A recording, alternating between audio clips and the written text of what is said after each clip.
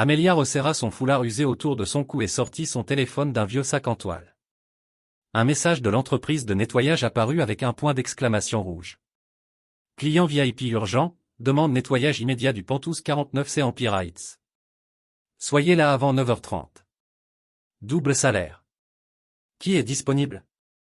Elle cligna des yeux. Il était 9h02. Empire Heights n'était qu'à 4 pâtés de maison. Elle répondit rapidement, je prends. Puis elle remonta son manteau, enfila son bonnet et se précipita dans le froid matin new-yorkais. Des flocons de neige s'accrochaient encore aux marches du métro. Un de ses lacets s'était défait, mais elle n'avait pas le temps de s'arrêter pour le renouer. Elle avait besoin d'argent. Le loyer était dû dans une semaine. Si elle manquait encore le délai, le propriétaire changerait les serrures, et le froid de janvier était impitoyable pour les sans-abri. Empire Heights se dressait tel un monolithe de marbre sur le ciel gris. Des murs de verre étincelants, un système de sécurité privée, des systèmes de reconnaissance faciale et un léger parfum d'huile essentielle de menthe poivrée flottaient dans le hall. Amelia se tenait petite dans cet espace luxueux, serrant fort son nécessaire de nettoyage. Tout ce qu'elle portait, de son manteau délavé à ses gants usés, semblait douloureusement déplacé. Pourtant, elle leva le menton et sourit à l'employé de la réception. « J'ai été appelée pour nettoyer le Penthouse 49C. »« Non, Amelia Rose. »« Veuillez patienter. » Après quelques instants de saisie, l'employé hocha légèrement la tête et désigna l'ascenseur privé. 49e étage. N'ouvrez aucune porte autre que celle du 49C. Les portes métalliques s'ouvrirent doucement, et Amelia entra dans l'ascenseur silencieux, si silencieux qu'on aurait dit un morgue. L'entrée du 49C ne s'ouvrait que de l'intérieur par empreinte digitale. Mais quelqu'un avait laissé la porte entr'ouverte. Amelia poussa doucement la porte vitrée.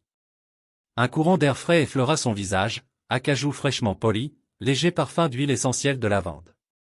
L'air était trop calme, trop parfait. Le salon faisait 2 fois la taille de son appartement.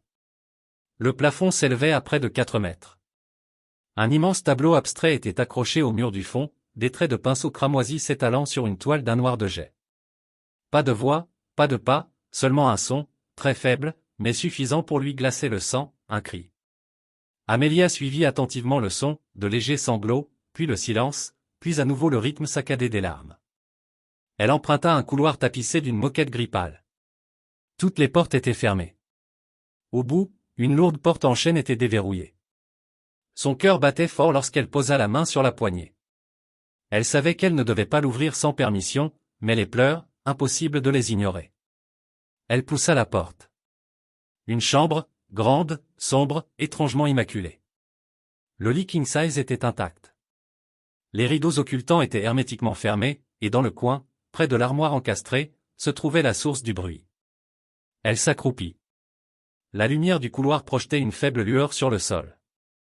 Elle attrapa la poignée de l'armoire et l'ouvrit doucement. Un petit garçon d'environ 5 ans. Cheveux bruns en bataille, yeux gris pâles, bouffis et cerclés de rouge. Des larmes coulaient sur ses joues. Il portait un pyjama dinosaure, sans chaussures, et serrait un ours en peluche effiloché dans ses bras. Il ne parla pas. Il la fixait comme si elle n'était pas réelle. Amelia tomba à genoux, mais ne s'approcha pas. Elle sortit un mouchoir de sa poche et le lui tendit doucement. « Tu vas bien?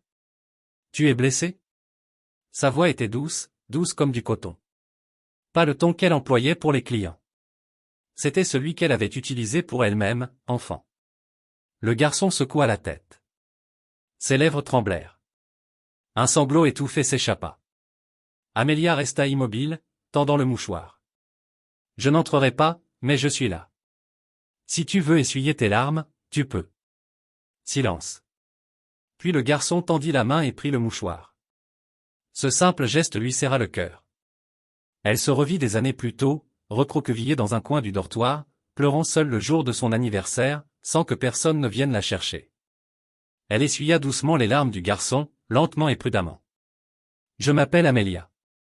Et toi ? » « Lucas. »« C'est un beau prénom.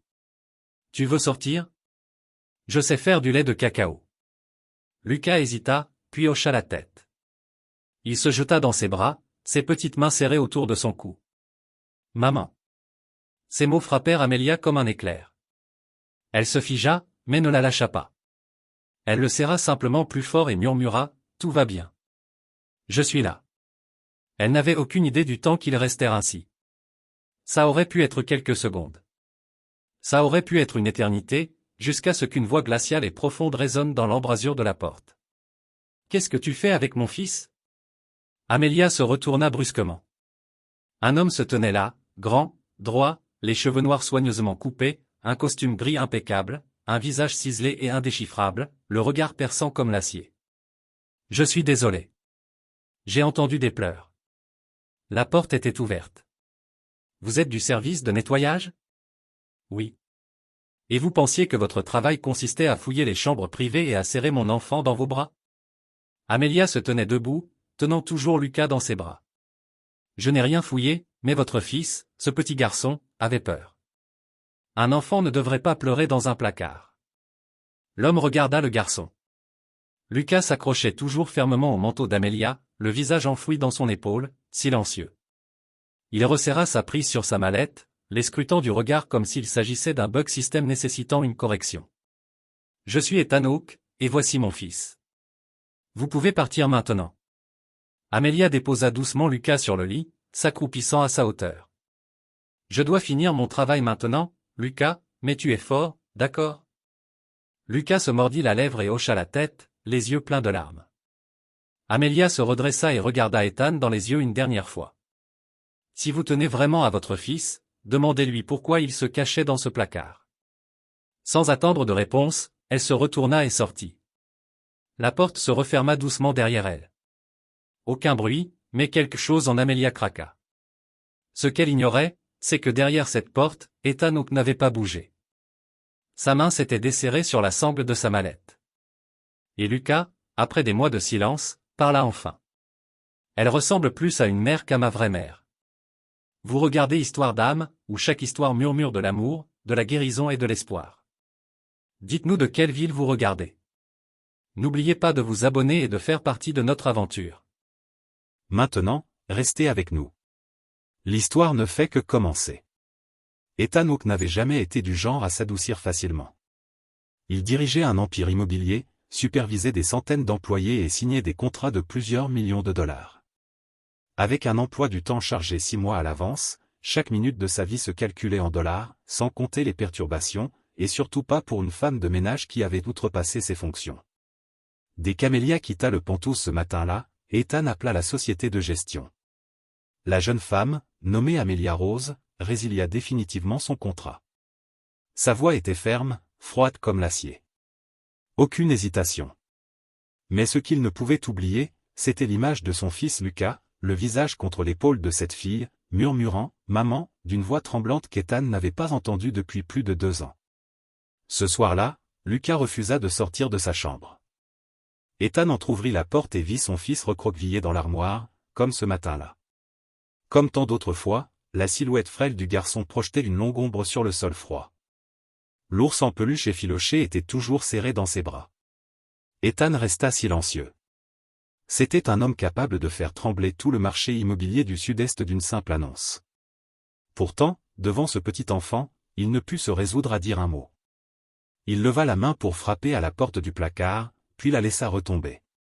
Cette même main qui avait signé des contrats de plusieurs milliards de dollars était maintenant suspendue, incapable de tendre la main pour serrer son propre fils dans ses bras. Le lendemain matin, Ethan changea d'avis. Non pas qu'il s'adoucit, mais parce que, pour la première fois depuis des mois, il lut la solitude dans les yeux de son fils, comme s'il se regardait dans un miroir. Il rappela l'entreprise. Renvoyez-la. Dans 3 jours seulement. J'ai besoin que le garçon soit stable. Rien de plus. Sa voix était rauque, lasse, comme s'il essayait d'échapper à quelque chose qui le tenaillait violemment. Amelia revint plus tard dans l'après-midi, toujours la même petite femme vêtue d'un manteau délavé, portant son vieux nécessaire de nettoyage, le regard calme et profond comme un lac après l'orage. Ethan ne dit pas grand-chose, se contentant de hocher la tête en direction du couloir, puis retourna à son bureau. Mais Lucas ne resta pas silencieux. Dès qu'il la vit, il courut droit vers elle et serra fermement sa taille autour de lui, sans un mot. Mais l'étreinte à elle seule était suffisamment forte pour qu'Ethan entende quelque chose se briser en lui, même depuis son bureau. 3 jours se transformèrent en une semaine. Amelia travaillait tranquillement comme si de rien n'était. Elle ne posait aucune question et ne dépassait pas les bornes. Elle apparaissait simplement quand Lucas avait besoin d'elle. Ni plus, ni moins. Quand il se réveillait d'un cauchemar, quand il sautait le petit déjeuner en silence, quand il se cachait sous la table après avoir entendu une porte claquer bruyamment. Ethan regardait, non pas par méfiance, mais parce qu'il ne pouvait détourner le regard de ce qui se déroulait devant lui. Le fils de Lucas se mit à rire. Pour la première fois depuis 2 ans, le garçon rit aux éclats lorsqu'Amelia mangeait des toasts d'une voix rauque. Il rit quand elle cacha l'ours en peluche dans le four et appela ça une fête surprise. Il rit lorsqu'elle désigna les nuages et dit « Sais-tu pourquoi les nuages flottent ?» Parce qu'ils cherchent aussi des amis. Ethan, debout au loin, sentit son cœur se serrer un peu plus à chaque instant. Il avait engagé des thérapeutes, des psychologues pour enfants, des animateurs. Aucun d'eux n'avait réussi à faire rire Lucas comme ça. Mais elle, une femme de ménage sans diplôme prestigieux, sans costume de créateur, le faisait comme si de rien n'était. Un soir, après que Lucas se fut endormi, Ethan sortit de son bureau et trouva Amelia en train d'essuyer un verre dans la cuisine. Il hésita avant de parler. « Que as-tu étudié avant de faire ce travail ?»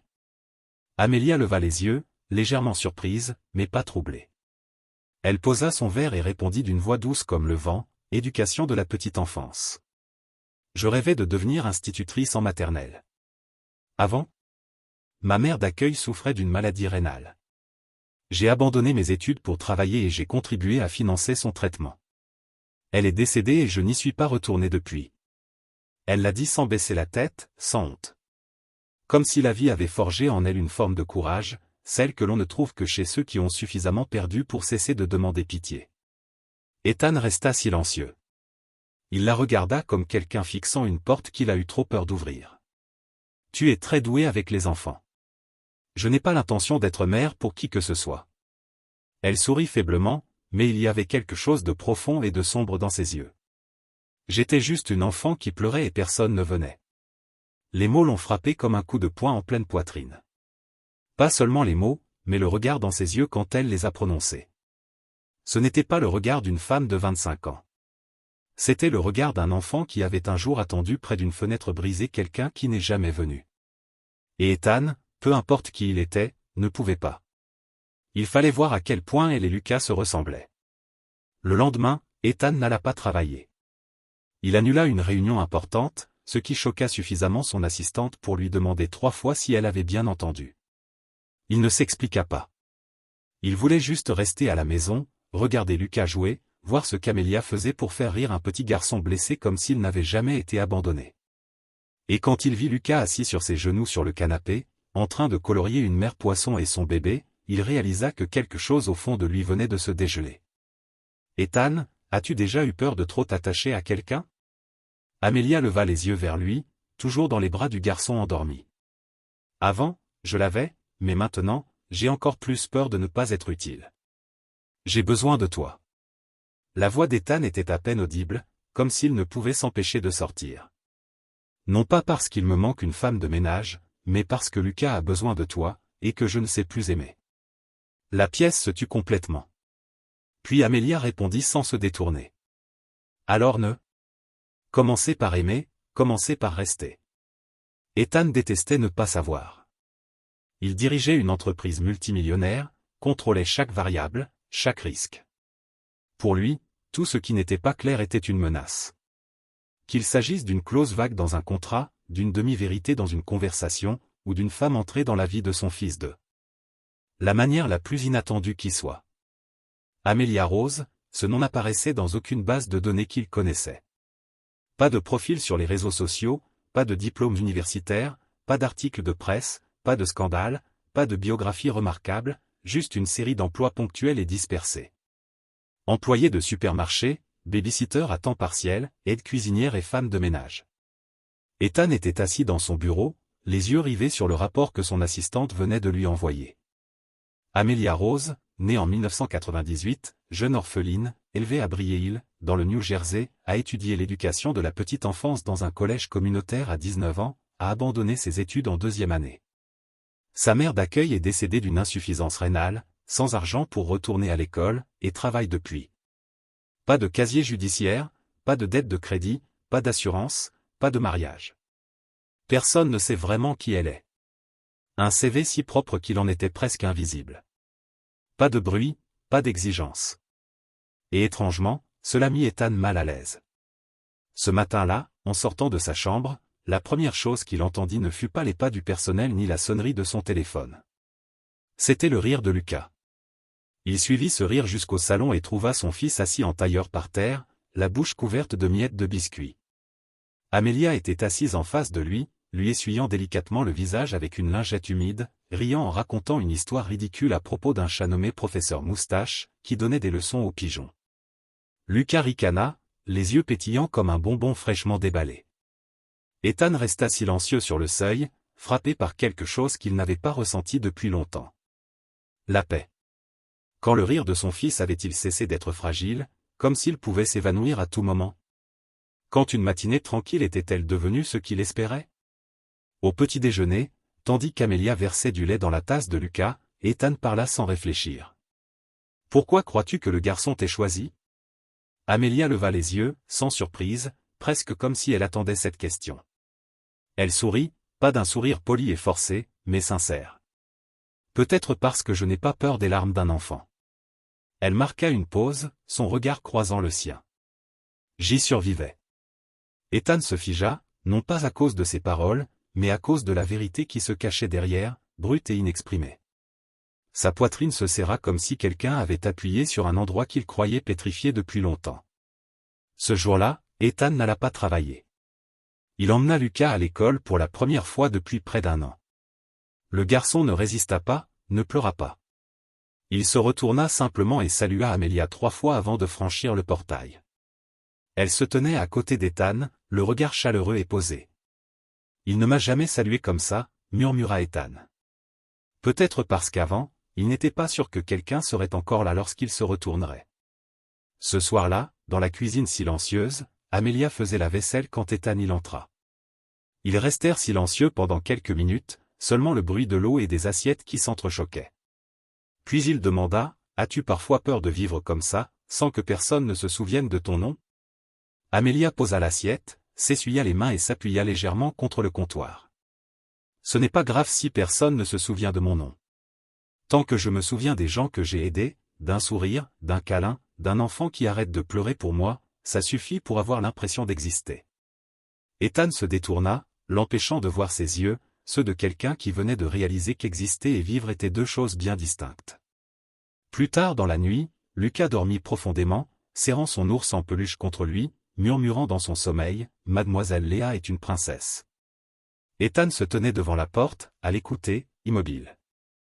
Il avait entendu son fils traiter les médecins d'étrangers, l'avait vu crier lorsqu'une infirmière lui touchait l'épaule. Mais avec Amelia, après seulement 2 semaines, Lucas l'appelait la lumière au milieu de ces ténèbres. Ethan retourna à son bureau et ouvrit à nouveau son dossier. La seule photo jointe était une photo d'identité floue, les cheveux attachés en arrière, le regard fixé droit devant. Et dans ses yeux se lisait plus de blessures qu'aucun CV ne pourrait jamais en saisir. Pour la première fois depuis des années, Ethan tapa quelque chose sur son ordinateur personnel. Ni un rapport, ni un courriel professionnel. Il écrivit, « Amelia Rose, la femme sans casier judiciaire, mais elle porte en elle quelque chose qui manque cruellement à ce monde affairé. Le courage de rester près d'une blessure. » La lumière de l'après-midi filtrait à travers des rideaux transparents, se dispersant telle une poussière dorée sur le parquet sombre.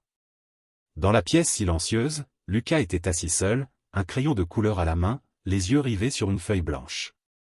Amelia entra, prête à l'inviter à dîner, mais s'arrêta net en voyant les gribouillis devant lui. Ce n'était pas un poisson, ni le soleil ni les maisons comme d'habitude. C'était un homme en noir, les bras tendus, poussant une femme hors du cadre. La femme avait les cheveux longs et, à ses pieds, un enfant pleurait. Amelia s'agenouilla et posa doucement sa main sur l'épaule de Lucas. « Ce dessin, à qui est-il l'histoire, mon chéri ?» Lucas ne répondit pas. Il serra plus fort le crayon, la main tremblante. Un long silence, puis un murmure si faible qu'il était à peine audible. « C'est maman. » Amelia retint son souffle. « Et l'homme ?» Lucas ne répondit pas. Il se mordit la lèvre, les yeux embués de larmes, mais il ne pleura pas.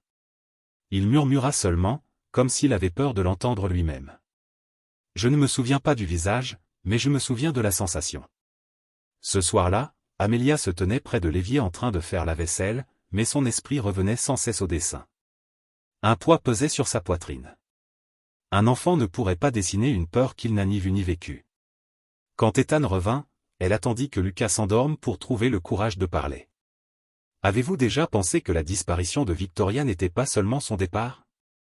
Ethan leva les yeux de son verre de vin. Que insinuez-vous? Lucas porte en lui une peur qu'il ne peut nommer, mais il se souvient. Son corps se souvient, et il le lui signale, mais personne ne s'est arrêté pour l'écouter. Ethan posa son verre, le regard noir, attiré par un souvenir qu'il ne voulait clairement pas. Victoria est partie il y a 2 ans. Aucune explication.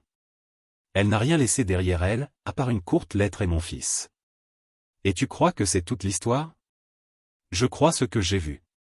Amelia était assise en face de lui. Son regard n'était pas doux, mais pas agressif non plus. Et Lucas, que voit-il chaque nuit dans son somnambulisme, dans sa cachette? Dans ses dessins qu'on n'a pas vraiment envie de regarder. Ethan agrippa le bord de sa chaise. Sa voix était basse, presque rauque. Insinues-tu que j'ai fait quelque chose à Victoria? Je ne suggère rien. Je dis juste que tu ne connais peut-être pas toute l'histoire et que Lucas a besoin d'aide. Je ne crois pas aux gens qui fouillent dans ton esprit. Ils n'aident pas. Ils te rappellent juste ce qui devrait être oublié. Amelia le regarda longuement.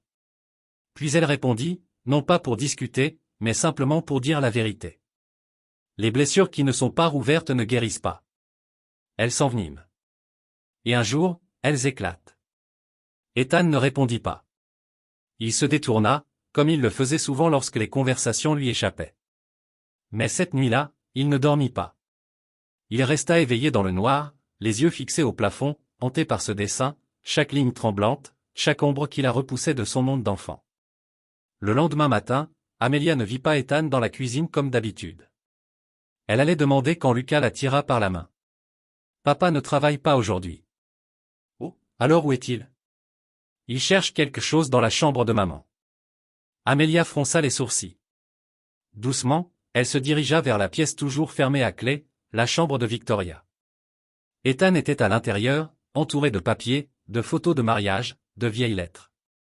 Il était assis par terre, les manches retroussées, le visage épuisé et las. Il tenait dans sa main une enveloppe non ouverte, encore scellée à la cire rouge. Le nom défilait dessus, pour Ethan, ne me déteste pas, Amelia ne dit rien. Elle s'assit simplement à côté de lui. Dans cet espace poussiéreux et délavé, quelque chose se modifiait lentement, comme la première fissure dans un lac gelé. Ethan n'ouvrit pas la lettre tout de suite, mais pour la première fois, il parla non pas en milliardaire, mais en ex-mari. Le départ de Victoria était en partie à cause de moi. Si elle a eu peur, si elle s'est sentie coincée, c'était peut-être en partie à cause de moi. Non pas parce que tu voulais la blesser, mais parce que tu n'as jamais laissé personne s'approcher suffisamment près pour voir ta souffrance. Ethan se tourna vers elle. Et toi? Pourquoi t'es-tu approché? Amelia esquissa un sourire discret. Parce que je sais ce que l'on ressent quand on se tient devant une porte que personne n'ouvre. Je suis toujours l'histoire. Si cette histoire vous a trouvé en dehors des histoires de l'âme, nous vous invitons chez nous, là où chaque histoire touchante commence par la vérité, l'espoir et le cœur. Dans une pièce imprégnée de souvenirs, une douce lumière filtrait à travers une fenêtre poussiéreuse. Personne ne parla pendant un long moment. Ethan était assis là, adossé à un meuble en bois sombre, une lettre non ouverte à la main. Amelia était assise à côté de lui, les jambes repliées, les bras autour des genoux, le regard perdu dans l'espace invisible. Le tic-tac de l'horloge murale résonnait sans interruption, seul rythme dans un lieu où le temps semblait suspendu. Au bout d'un moment, ce fut Amelia qui rompit le silence. Sa voix était douce, tendre, mais pas faible. Je pensais m'habituer à ne pas être utile, mais il s'avère que personne ne s'habitue vraiment à ce sentiment. Ethan inclina légèrement la tête vers elle, son regard s'adoucissant, ni froid, ni autoritaire, juste présent. J'ai grandi à l'orphelinat de Brie-et-Île. Ce n'était pas si mal. Il y avait un lit, de la nourriture, des gens qui s'occupaient de nous. Mais la nuit, c'était là que j'avais le plus peur. Les autres enfants pleuraient. Je restais silencieuse. J'avais peur que si je pleurais, personne ne m'entende. Et pire encore, et si quelqu'un m'entendait, mais ne venait toujours pas. Sa voix baissa, sa main se resserra autour de son genou. J'ai souhaité une fois que, quand je pleurais, quelqu'un vienne me prendre dans ses bras. Ne pas dire grand-chose, juste dire, chérie, tu vas bien. Je suis là avec toi. Ethan ne dit rien, mais ses yeux ne la quittèrent pas. Amelia sourit faiblement, le regard perdu dans le vide. Et puis elle arriva. Ma mère adoptive, une petite femme avec des lunettes de lecture, qui préparait toujours une soupe bien trop salée. Elle ne m'avait pas choisi parce que j'étais spécial. Elle m'avait choisi parce que j'étais la petite silencieuse dans un coin que personne ne regardait. Elle ouvrit les bras, me serra dans ses bras, et pour la première fois, je me sentis comme chez moi. Rien au monde n'a jamais été plus précieux que cette étreinte. Sa voix tremblait. Mais ensuite, elle tomba malade. Insuffisance rénale. J'ai dû faire des dialyses 3 fois par semaine. J'ai abandonné l'école et j'ai travaillé partout où je pouvais. Ce n'était pas suffisant. Et finalement, elle est décédée. Un matin d'hiver, je n'ai même pas eu le temps de lui dire au revoir. Ethan baissa les yeux au sol, silencieux, comme s'il ravalait quelque chose de lourd dans sa gorge. Amelia inspira et continua. Depuis, j'ai arrêté de pleurer. Mais quand j'ai vu Lucas, quand je l'ai vu assis seul, le visage caché dans le placard, accroché à moi comme si j'étais le seul endroit où il se sentait en sécurité, je n'ai pas pu m'éloigner. Surtout quand tu m'as dit de partir et que tu m'as rappelé juste pour lui. Je ne pouvais pas dire non, car je connais ce sentiment d'avoir quelque chose et de le perdre. Cela laisse un vide que rien d'autre ne peut combler. Ethan baissa la tête. Ses cheveux noirs tombaient sur son front, ombrageant ses yeux. Et toi, demanda Amelia doucement, sans pression. Aimais-tu vraiment Victoria? Un long silence. Puis Ethan répondit d'une voix basse et chevaline. Oui, je l'aimais. Mais c'était le genre d'amour de quelqu'un qui n'a jamais appris à aimer comme il faut. Il tapota légèrement l'enveloppe du doigt. J'ai grandi dans une famille où les émotions n'avaient pas leur place. Tout devait être parfait. Mon père dirigeait son entreprise comme une unité militaire et j'étais son soldat le plus fidèle. Je contrôlais tout. Et quand j'aimais, j'emportais cette même habitude avec moi. Il se tourna vers Amelia. Ses yeux. Nous étions désormais sans défense. Victoria vivait avec son cœur. Elle était passionnée d'art, de liberté et d'imprévisibilité. Elle m'aimait, du moins au début. Mais petit à petit, j'ai commencé à contrôler chacun de ses choix. Ce qu'elle portait, où elle allait, qui elle voyait, le temps qu'elle passait avec Lucas. Je pensais protéger la famille. Mais en réalité, je la mettais en cage. Amelia écoutait en silence, sans jugement, assise là, présente, comme le silence dont ils avaient tous les deux besoin.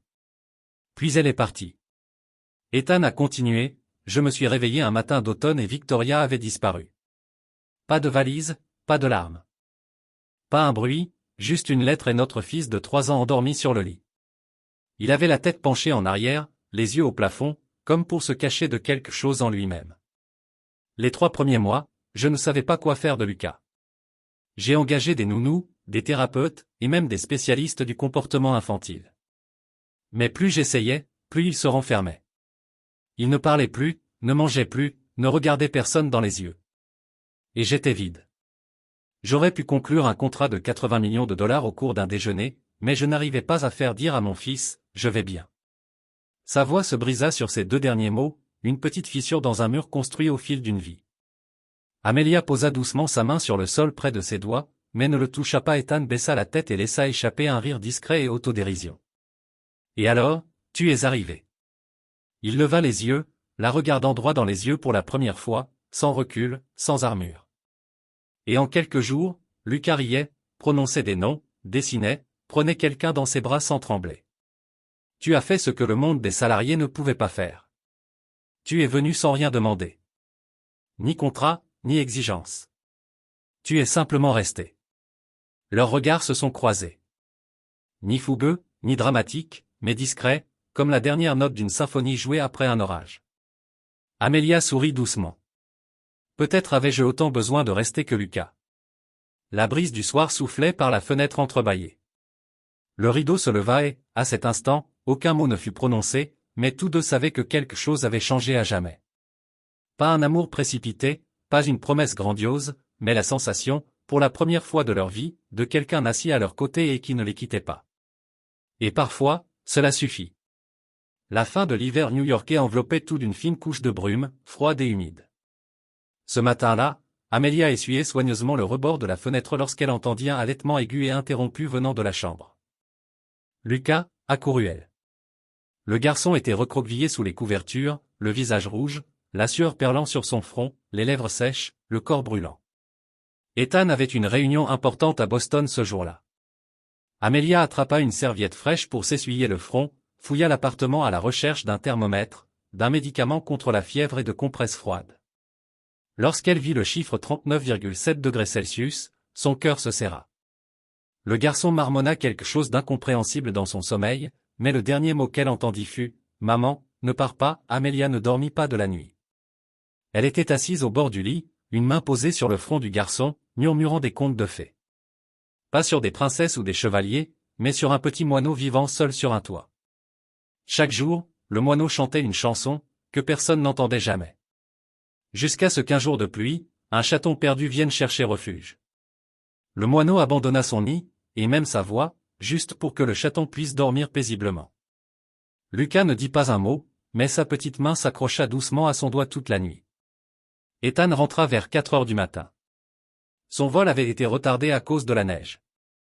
Son téléphone était mort. Son assistante n'arrivait pas à le joindre. Tout le voyage l'avait laissé irrité et tendu, mais tout cela disparut dès que la porte du penthouse s'ouvrit et qu'il vit la douce lumière provenant de la chambre de son fils. Il entra et se figea.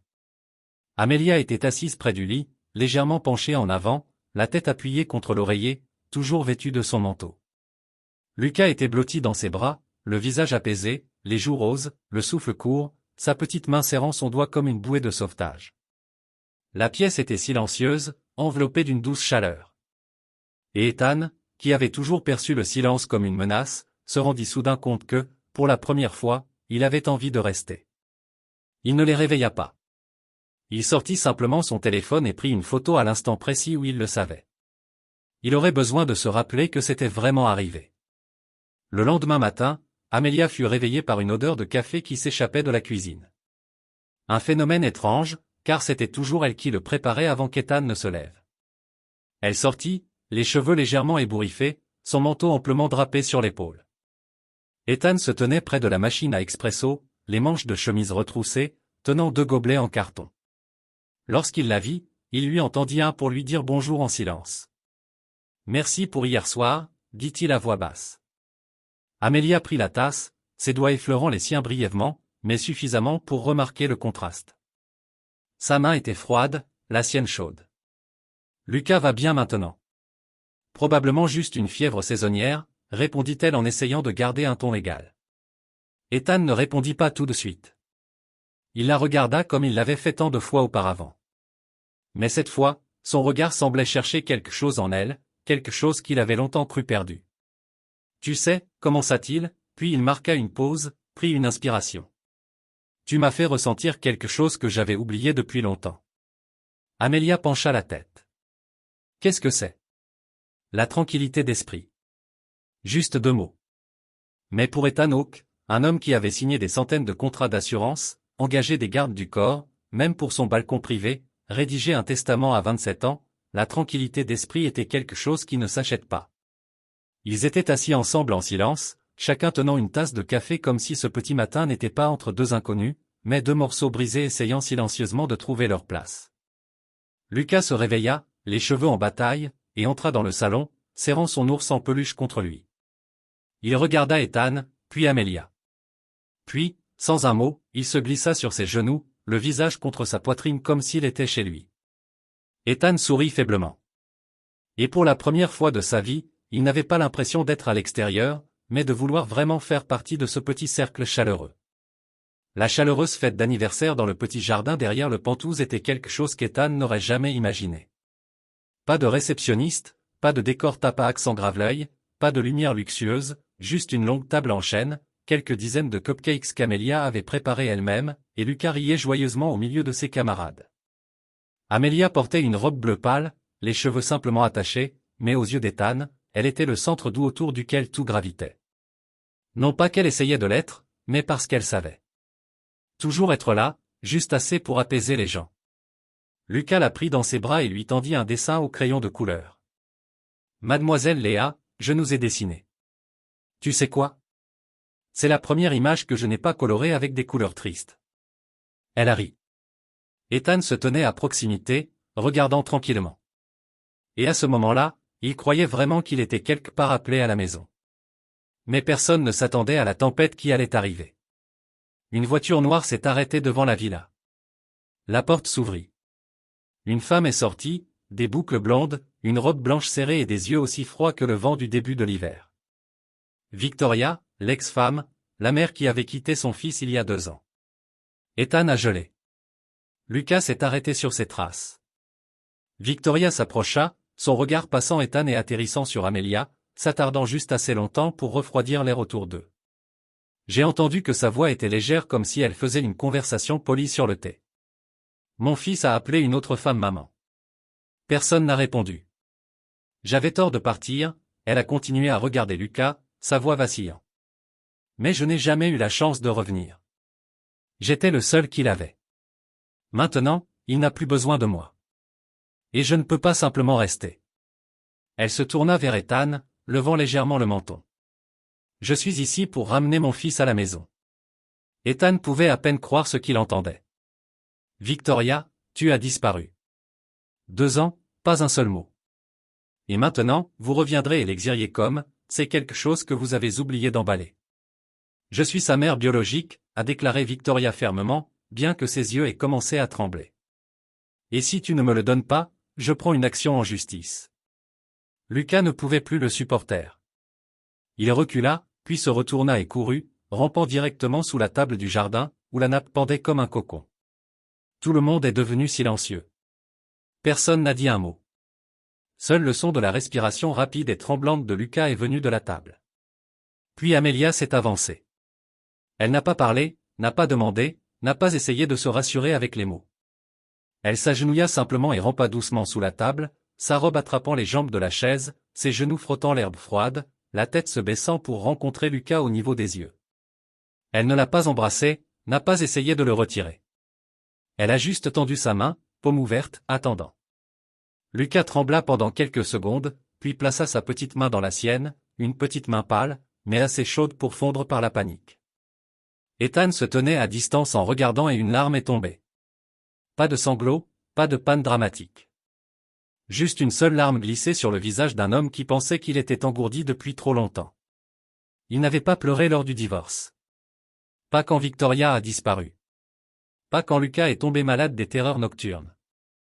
Mais à ce moment-là, en regardant son fils trouver la sécurité entre les mains d'une femme qui ne tenait aucun titre de mère, il savait ce qui était réel. Victoria a tout vu. Elle ne pouvait pas appeler Lucas, ne pouvait pas se rapprocher.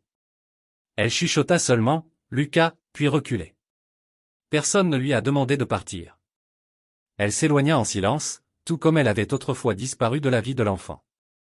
Cette nuit-là, Amelia plissait la nappe quand Ethan s'est approché. Il ne ressemblait plus à un millionnaire, juste un père, un homme apprenant à ouvrir son cœur. Amelia. Elle leva les yeux, toujours composée, bien que ses yeux soient rouges d'émotion. Je n'essayais de remplacer personne, a-t-elle dit en premier. Ethan secoua la tête. Je sais. Il se rapprocha, la voix basse et rugueuse. Je n'ai pas besoin d'une femme pour se présenter lors des fêtes. J'ai besoin de quelqu'un que mon fils peut appeler chez moi. Amelia a fait un sourire doux et doux amer. Et si je n'ai jamais été un foyer pour personne? Répondit Ethan, sa voix profonde et régulière. Ensuite, permettez-moi d'être la fondation, et le reste s'appuiera avec confiance. Le matin après la fête d'anniversaire a été brusquement interrompu, l'air à l'intérieur du Penthouse était épais et lourd. Lucas dormait encore. Il était enroulé sur le canapé, serrant son ours en peluche, des paupières légèrement gonflées. Amelia était assise à côté de lui, une main reposant sur son dos, l'autre tenant un livre ouvert. Mais ses yeux n'étaient pas sur les pages. Ils étaient fixés dans le couloir où Ethan avait disparu derrière la porte du bureau la nuit précédente. Il n'avait pas dit un mot après le départ de Victoria. Il était simplement entré dans la pièce et verrouillé la porte. Vers midi, quand Amelia frappe doucement, la porte s'ouvrit et Ethan était assis à son bureau, des cercles sombres sous ses yeux, des joues un peu enfoncées. Devant lui se trouvait un mince papier de divorce de dossier. « Tu veux savoir pourquoi Victoria est partie » dit-il, sa voix, les yeux ne rencontrant pas le sien. « Elle a dit que j'étais froid, sans émotion, que je l'ai pressée d'avoir un enfant quand elle n'était pas prête. » Amelia est entrée à l'intérieur, écoutant en silence. Elle ne se trompait pas. Je suis ce genre de personne. Je pensais que si je construisais une famille parfaite, avec un fils bien comporté, une femme respectable, j'arrêterais de me sentir si vide. Il tourna lentement le stylo entre ses doigts, les yeux fixant le mur. Je l'aimais dans la façon dont quelqu'un qui a été abandonné apprend à aimer en contrôlant. J'ai eu un accord prénuptial rédigé juste au cas où tout s'effondrait, donc je ne serais pas trop mal. Elle l'a signé. Il a donné un rire sec amer comme se moquer de lui-même, mais je n'ai jamais réalisé à quel point elle avait vraiment peur. Puis Lucas est né et elle n'était pas prête. Je pensais que le temps l'aiderait à être une mère, mais Amelia s'approcha lentement et s'assit à côté du bureau. Elle n'a pas interrompu, n'a pas jugé. Ethan baissa la tête. Je ne m'attendais pas à ce qu'elle s'éloigne quand le garçon n'avait que 3 ans. Le silence était si profond qu'il pouvait entendre le tic-tac de l'horloge murale. Avez-vous déjà eu une explication ? Demanda doucement Amelia. Ethan secoua la tête. Juste les documents de divorce envoyés par son avocat. Une lettre que j'ai trouvée par la suite, mais je n'ai jamais eu le courage de l'ouvrir. Pas de SMS, pas d'appel. Elle se souvenait quand elle cherchait des médicaments pour Lucas. Elle avait vu cette boîte. À l'intérieur se trouvait une enveloppe de couleur crème scellée de cire rouge, garnie de fils argentés, légèrement jaunie avec l'âge. Est-ce ? Elle se leva, marcha et sortit les limites. Celui-ci ? Ethan leva les yeux. Il hocha la tête. Écriture inclinée lire. Pour Ethan, ne me déteste pas. Je ne l'ai jamais ouvert, murmura-t-il. J'avais peur que cela me fasse la détester davantage. Peut-être, a-t-il dit doucement, le lui donnant. Il n'était pas écrit pour vous de détester. Peut-être qu'il a été écrit pour que vous lâchiez. Ethan a tenu l'enveloppe, l'ouvrant lentement, comme débloquer une porte qui avait été fermée pendant des années. La lettre à l'intérieur était courte, pas aussi longtemps qu'il l'avait imaginé. Aucune explication compliquée comme les excuses qu'il avait entendues dans tant de procès en divorce. L'écriture était bien, mais ferme. Pas de tremblement, pas de mensonge. Ethan, je sais que vous ne me pardonnerez pas, et peut-être que vous n'en avez pas besoin, mais j'écris cette lettre pour ne pas demander pardon, mais pour dire ce que je n'ai jamais eu le courage de dire à haute voix. J'ai essayé d'être une bonne épouse, j'ai essayé d'apprendre à être mère, j'ai essayé d'aimer notre enfant comme les gens ont dit que je devrais. Mais je n'ai jamais été vraiment prêt. Quand j'ai regardé Lucas, j'ai vu la responsabilité, la pression, non pas à cause de lui, mais à cause de moi. J'avais l'impression d'agir à part contrairement à vous, qui pouvez tout contrôler. Je ne pouvais pas. J'avais peur, Ethan. Peur de le blesser. Peur de devenir une mère terrible. Et quand cette peur est devenue trop grande, j'ai choisi de courir. Tu me détesteras, et peut-être que tu devrais. Mais si un jour Lucas trouve quelqu'un qui choisit vraiment de rester, qui ose l'aimer avec cœur, pas seulement le titre, s'il vous plaît, laissez cette personne faire ce que je ne pouvais pas. Je n'avais pas le courage d'être mère, mais peut-être que quelqu'un le fera. Ethan plia la lettre, ses mains tremblant légèrement, ses yeux fermés serrés. Peut-être que pour la première fois en 2 ans, il a compris. Plus de colère. Plus de blâme. Juste une tristesse qui semblait profondément humaine. Amelia ne parlait pas. Elle plaça simplement sa main sur le bureau près de la sienne mais ne touchant pas. Juste assez proche pour qu'il le sache. Il ne portait pas cela seul. Ethan ouvrit les yeux, la regarda pour la première fois avec une gratitude silencieuse. Elle est partie, mais vous êtes resté. Merci. Je ne suis venu remplacer personne, a déclaré Amelia tranquille contrôle. Ligne invisible entre les deux. Le sommet, dans l'écriture bancale, il avait écrit « Ma famille ». Amelia regarda le dessin, puis Lucas. Avant qu'elle ne puisse dire un mot, le garçon s'avança et enroula ses bras autour de sa taille, un câlin plus fort que jamais. Maman, juste un mot. Logiciel, mais assez pour briser le cœur d'Amelia en 1000 pièces et le guérir en même temps. Elle se figeait. Sa gorge se resserra. L'air autour d'elle a cessé de bouger. Chaque souvenir qui blessait autrefois les innombrables fois où elle n'a jamais vêtu de personnes qui ne sont pas venues. Tomber. Il ne pouvait pas cacher une sorte de tendresse, d'honnêteté et de gratitude qui n'avait pas besoin de mots. Lorsque Lucas a couru dans l'autre pièce pour saisir plus de crayons, laissant Amelia debout seule, Ethan s'est finalement avancé. Il s'arrêta devant elle. Pendant un moment, il n'a rien dit.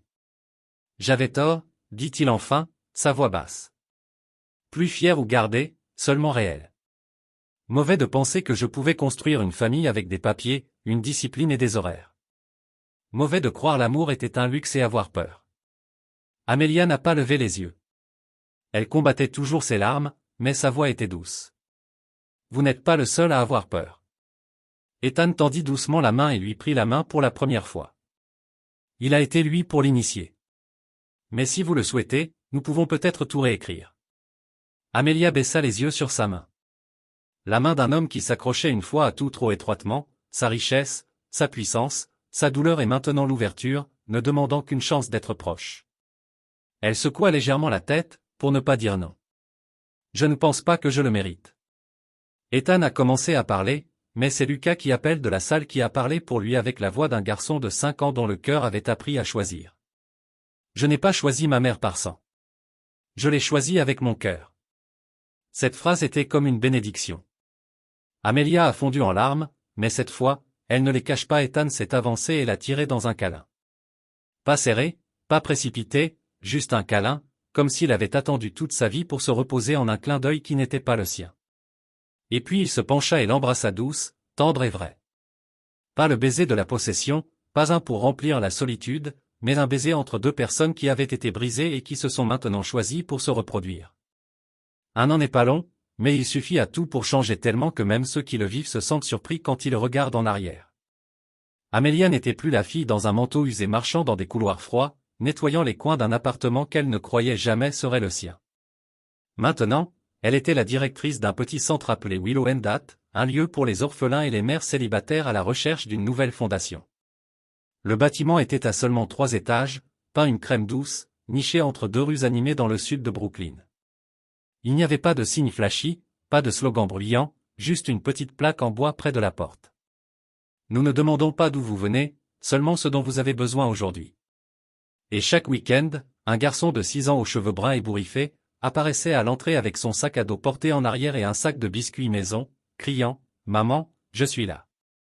Lucas, toujours le garçon qui aimait dessiner, qui s'accrochait à son ours en peluche, mais maintenant il a partagé ses collations avec des amis, des enfants réconfortés quand ils ont pleuré et, surtout, savait que maman attendrait toujours à la fin de la journée. Ethan avait également changé. D'un PDG froid et calculant d'un empire immobilier, il était devenu cofondateur de la Silent Foundation, une organisation qui a fourni un soutien financier aux femmes qui s'occupaient tranquillement des enfants dans des rôles souvent négligés. Nounou, professeur préscolaire, employé de cuisine, infirmière pédiatrique. Tout le monde n'est pas né pour faire quelque chose d'extraordinaire, a déclaré Ethan lors d'une conférence de presse. Mais il y a des mains qui empêchent silencieusement le monde de s'effondrer. Il mérite de se souvenir. Cette idée est venue d'Amelia. De la façon dont elle s'est agenouillée à côté de Lucas sur le sol. De la façon dont elle a écouté patiemment nettoyer les coins encombrés de 2 cœurs brisés, non pas avec des références, mais avec un cœur qui a refusé de courir. La première collecte de fonds de la fondation a eu lieu un début d'automne. Une grande pièce du musée d'art avait été décorée de peintures créées par les enfants de l'Amelia S. Center. L'un d'eux était celui de Lucas. Une maison bleue, des fenêtres ouvertes et 3 personnes assises ensemble à manger des biscuits. Amelia se tenait dans les coulisses, ses mains enroulées doucement autour d'un microphone. Elle n'aimerait jamais être sur scène. Les lumières étaient trop brillantes pour elle, mais ce soir, elle ne parlait pas. Ethan parlerait pour elle. Il s'approcha du podium, portant un simple costume gris sans cravate. Son visage maintenait toujours la même confiance tranquille, mais ses yeux n'étaient plus froids, plus éloignés. Ils étaient pleins de confiance. Il regarda vers Amelia. Elle sourit, plaçant une main sur sa poitrine comme s'il essayait de tenir un cœur qui venait de sauter un battement. Je pensais que je n'avais besoin de personne, que si je gardais tout sous contrôle, je ne serais pas blessé. Ensuite, j'ai eu un enfant et ma femme est partie. Je pensais que je pouvais tout porter. Je pensais que j'étais assez fort jusqu'à ce qu'un jour une femme soit entrée chez moi. Pas de diplôme de fantaisie, pas de CV impressionnant, pas de titre. Elle ne m'a pas appris à aimer. Elle est restée assez longtemps, assez doucement, assez tranquillement pour que je l'apprenne moi-même. La femme que j'aime a nettoyé ma maison. Maintenant, elle nettoie les blessures de centaines de cœurs d'enfants. Et si quelqu'un me demandait ce qui a fait un homme changer sa vie, alors je répondrais. C'était la patience d'un cœur qui ne s'est pas enfui. Toute la pièce se leva en applaudissements, mais Amelia n'a pas marché sur la scène. Elle se dirigea vers Lucas, qui se tenait près de sa peinture, et l'a enveloppé dans ses bras. « Ton père n'a-t-il pas l'air cool là-haut » chuchota-t-elle. « Je l'ai vu vous regarder plus que la foule » chuchota Lucas. « Alors peut-être que tu es cool. » Ils ont tous les deux ri. Cette nuit-là, à la fin de l'événement, Ethan, Amelia et Lucas ont marché main dans le petit pont, reliant deux quartiers. Lucas a couru en tête, chantant une chanson de maquillage qu'il a compris. Pendant que les deux adultes se promenaient derrière lui, la brise se brossa doucement à travers les arbres. Ethan a glissé ses doigts dans Amelia, la même main qui frottait autrefois ses sols, qui tenait autrefois son fils terrifié, et tenait maintenant la sienne, comme une réponse tranquille à une question tort. « Merci, dit-il doucement. Pourquoi ? Pour ne pas avoir demandé si je méritais rien de tout cela. Pour rester. Vous regardez des histoires de Soul, exclusives à notre chaîne. Si vous êtes toujours avec nous, laissez un commentaire. Nous les lisons et les chérissons tous. Abonnez-vous à soutenir des histoires originales plus sincères. Merci de faire partie de la famille des histoires de Soul. Le parc du dimanche après-midi a été baigné de soleil doré doux. Les feuilles de l'érable ont dérivé lentement au sol comme s'il essayait de rester à l'automne avant qu'il ne s'éloigne. Le rire des enfants résonnait dans l'air frais, se mêlant au croquant des roues à vélo sur le gravier et le murmure du vent à travers les arbres. Lucas est monté sur son vélo Sky Blue, celui qu'Ethan lui avait donné pour son 6e anniversaire, avec une excitation irrépressible. Il a crié « Maman, regarde, plus de roues d'entraînement ». Amelia était assise sur un banc en bois sous un arbre, souriant en regardant. Ethan se tenait à côté d'elle, les mains dans ses poches, les yeux ne quittent jamais son fils. « Il est têtu comme toi, dit-il doucement. Et comme vous, dans la façon dont il regarde quelque chose qu'il veut vraiment s'accrocher. » Ethan inclina légèrement la tête, sur le point de répondre, mais s'écrase ensuite. Le bruit d'un vélo renversé, un cri surpris, puis pleurant. Lucas était étendu sur le trottoir étroit, un genou ouvrait le genou, le sang se mélangeant avec de la poussière et des larmes. Amelia ne pensait pas. Elle a juste couru. Elle tomba à genoux et le leva, les mains tremblantes mais tendres. Lucas cria plus fort, enterrant son visage dans sa poitrine, sanglotant dans des rafales au quai. « C'est bon. C'est bon. Maman est ici. Je suis là, chuchota-t-elle, tamponnant le sang avec sa manche. Ethan se précipita et s'agenouilla à côté d'eux, sortant la petite trousse de premiers soins qu'il gardait toujours dans son sac à dos. Mais Lucas ne le laisserait pas toucher. Le garçon s'accrocha à Amelia, les bras serrés. « Ça fait mal, maman. » Amelia a placé sa main sur sa poitrine où son cœur battait rapidement et sauvage. « Tu sais quelque chose, Lucas, dit-elle doucement. Être mère ne signifie pas que vous avez donné naissance à quelqu'un. » Elle leva les yeux directement sur Ethan. La brise a attrapé ses cheveux, le soulevant doucement. Sa voix n'était pas bruyante, n'était pas tremblante, juste stable comme un vœu. Être mère signifie que vous ne pouvez pas vous éloigner de quelqu'un qui a besoin de vous. Ethan a gelé. Pendant un moment, chaque souvenir de l'année écoulée a été inondé comme des vagues. Amelia accroupie sous la table avec Lucas. La nuit où elle s'est assise pendant la fièvre. Le rire pendant le temps de dessin. Les dîners tranquilles qui n'avaient pas besoin d'extérieur dur. Il a mis le bandage de côté, non pas parce que ce n'était pas nécessaire, mais parce que ce dont Lucas avait besoin plus que tout était une étreinte. Ethan se pencha, enroulant ses bras autour d'eux tous les deux. Le sang, les larmes et toutes les choses qui se sentaient autrefois impossibles à réparer. Pas de mots, juste un câlin. Mais ce câlin était suffisant pour faire fondre toute une vie de froideur. Cette nuit-là, une pluie légère est tombée. Lucas s'était enfui depuis longtemps, sa petite main tenant toujours les deux mains de ses parents, comme s'il craignait que s'il lâchait, le monde puisse se remettre dans son ancien silence. Amelia a commencé à se lever pour obtenir une couverture, mais Ethan a doucement attrapé sa main. « Attends. » Sa voix était basse, un peu hors creux. Il la regardait comme si elle était la seule vraie chose dans la pièce. Qu'est-ce que c'est? Murmura-t-elle, faisant attention de ne pas réveiller le garçon. Ethan était silencieux pendant un moment. Puis, de la poche intérieure de sa veste, il sortit une petite boîte, pas doublée de velours, pas en or, juste une simple boîte en bois foncé, un peu usée, comme le genre d'amour qui avait survécu à un long voyage. Les yeux d'Amelia s'écarquillèrent. Ethan a ouvert la boîte. L'anneau à l'intérieur n'était pas extravagant, mais à l'intérieur de la bande, il y avait une minuscule gravure. La maison est un choix. Je ne sais pas comment proposer la bonne façon, a-t-il dit, sa voix brute de vérité. Je sais que chaque fois que vous entrez dans une pièce, tout à l'intérieur est plus calme. Même moi. Il se pencha un peu en avant, les yeux toujours sur les siens. Je n'ai pas besoin d'un mariage somptueux. Je veux juste me réveiller à côté de vous tous les jours pour être celui qui se tient à côté de vous lorsque Lucas commencera la première année, la deuxième année ou quand il ramènerait sa première petite amie. Voulez-vous m'épouser? Amelia se mordit la lèvre. Elle regarda l'anneau, puis Lucas, endormi rapidement, ses minuscules mains encore grattées plus tôt dans la journée. Et puis elle a souri, un sourire déchirant et radieux qui ressemblait à une nouvelle saison fleurissant dans son cœur. Oui, murmura-t-elle. Parce que la maison n'est pas là où vous vivez, c'est là que vous choisissez de ne pas partir. Ethan l'embrassa. Pas urgent, pas désespérément. Juste un baiser, comme un merci d'avoir choisi de rester quand le reste du monde a une fois tourné le dos.